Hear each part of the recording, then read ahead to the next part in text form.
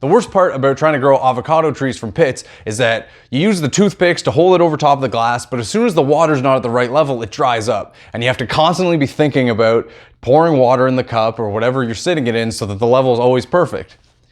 It's too much. I want to be able to do it without having to think about it every day, because if you forget for a couple days, you're done. You got to start all over again. So I think I found the solution with just using a few simple things that I'm sure you can find around home. We're gonna make something to make growing an avocado tree from a pit a lot easier. So let's try it out and see if it works. So this avocado pit actually has been in here for a little while. The avocado it was in started to go bad, and when we cut it open to check, it was already starting to grow. So we just left it with a damp paper towel to see if it would grow anymore. It's broken. We'll have to go get a new avocado. Luckily, the store had an avocado that was ripe and ready to eat, so I just had my lunch. So I'm not going to eat this right away, but I'll definitely save it, maybe make some guacamole later. Once you get it all cut up, you know, to take it out with a spoon. Don't use the knife trick. I know it's fun to slash it in with a knife and like pull it out, but it's going to damage the pit and it won't grow as well. Just wash the gunk off, because there's no need for gunky stuff. So all you're going to need is some toothpicks and 3 corks per pit. And what we're going to do is link them together with the toothpicks and kind of make a boat for the avocado pits. This is a little bit tricky. You need to find some corks don't take them as well. It's kind of hard to put them in and they break, but just be careful and take your time and test it out. You'll see what I mean. Once you get them all together like this, make sure it's going to fit. You want it to be a little bit smaller than the avocado pit so that when you squeeze it in, it'll actually hold it tight so it won't slip out, and just squeeze it in. We're going to try this broken one anyways, just because, you know, we're going to see if it'll grow or not.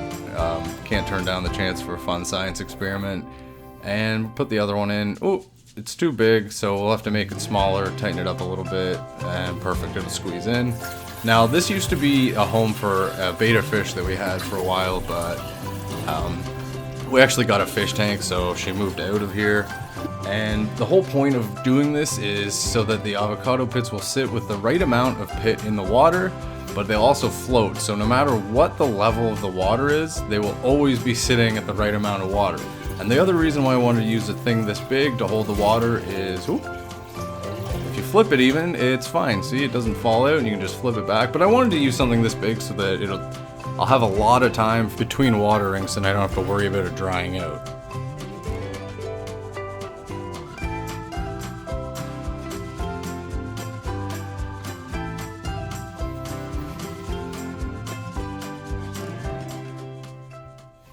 Well, so far so good. I'm not sure how well it's going to work, but I have a feeling it'll work pretty well.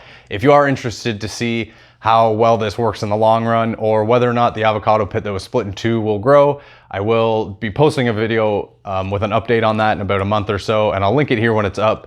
I'm not sure if the one avocado pit will grow, but I just can't turn down the chance for a fun science experiment. If you find that fun, interesting, or exciting, please like, comment, or subscribe. And if you want to check out some other fun stuff you can do at home, check out some of my other videos. Take care. Thanks for watching. I'll see you guys again soon.